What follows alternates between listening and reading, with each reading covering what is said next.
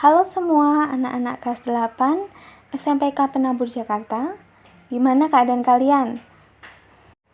Semoga semuanya dalam keadaan sehat dan tetap bersukacita ya. Sebelum kita memulai pelajaran, yuk sama-sama kita satu di dalam doa. Mari kita berdoa. Terima kasih Tuhan Yesus untuk pagi yang indah ini. Kami masih diberikan kesehatan dan kekuatan. Dan Tuhan, sebentar kami mau belajar, kiranya Tuhan menyertai kami, agar kami bisa dengar-dengaran akan materi yang akan disampaikan. Terlebih berikan kami tuntunan-Mu, agar kami bisa menerapkan apa yang sudah kami pelajari. Terima kasih Bapa, kami serahkan doa ini hanya di dalam nama Tuhan Yesus Kristus. Haleluya Tuhan. Amin.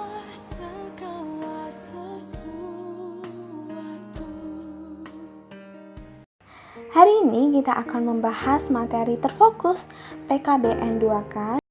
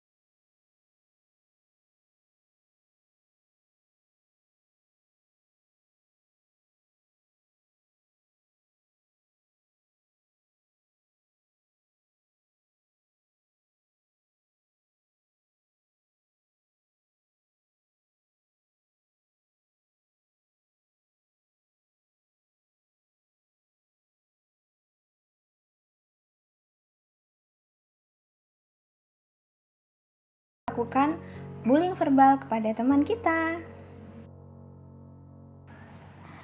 Dan yang keenam, yang terakhir, janganlah mencoba agar dikagumi atau dicintai. Karena jika seseorang mencoba untuk dikagumi, ia akan berusaha untuk menonjolkan dirinya, dan terkadang nih, dia tidak suka jika ada orang lain yang dikagumi oleh yang lain, seperti itu. Itu adalah 6 cara bagaimana mencapai kerendahan hati.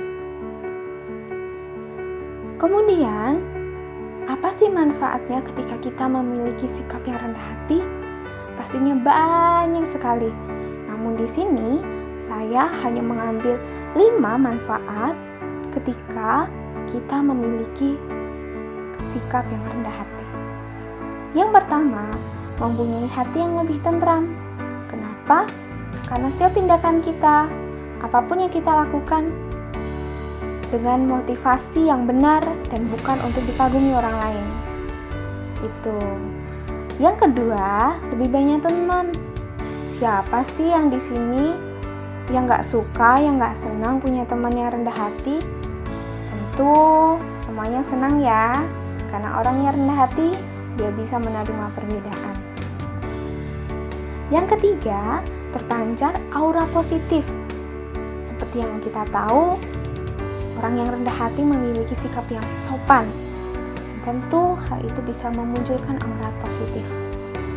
Yang keempat, orang akan lebih simpatik terhadap kamu. Kenapa?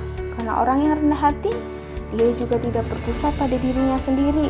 Dia juga peduli dengan orang lain, sehingga orang lebih simpati. Yang terakhir, orang akan jauh lebih menghargai kamu. Karena orang melihat sikapmu yang tidak berorientasi pada diri sendiri, sikapmu yang sopan, sikapmu menerima perbedaan, dan sebagainya. Nah, ini ada 4 tokoh di mana keteladanannya tentang kerendahan hati ada di dalam Alkitab. Yang pertama adalah Daud. Saat melawan Goliat, dia dengan rendah hati mau menyerahkan semuanya pada Tuhan. Karena Tuhanlah yang memberikan kekuatan, bukan dirinya sendiri. Yang kedua, Ayub. Meskipun dia menghadapi masalah yang berat, namun Ayub tetap sabar dan merendahkan dirinya karena dia percaya bahwa apa yang ia miliki adalah semuanya milik Tuhan. Dan yang ketiga, Jonatan. Jonatan adalah anak dari Raja Saul, dan meskipun dia anak raja, namun ia mau dengan rendah hati memberikan jubah dan perlengkapan perangnya kepada Daud. Dan terakhir nih, ini ada pribadi yang sangat luar biasa, yaitu Yesus itu sendiri. Banyak sekali menceritakan bagaimana dia memiliki hati yang rendah hati. Namun salah satunya yaitu ketika dia mau dibaptis, dengan rendah hati dibaptis oleh Yohanes Pembaptis. Oke, kita masuk ke dalam studi kasus, di mana kalian harus menanggapi dan kalian harus mengambil sikap dalam kasus ini. Kamu mengajukan ide di depan teman-teman sekelompokmu, namun temanmu tidak setuju dengan pendapatmu. Ia mengatakan bahwa idemu itu payah, dan ia juga menghinamu di depan teman-temanmu. Sebagai seseorang yang rendah hati, apa yang akan kamu lakukan dalam situasi tersebut? Yuk, sama-sama kita komen di Google Classroom.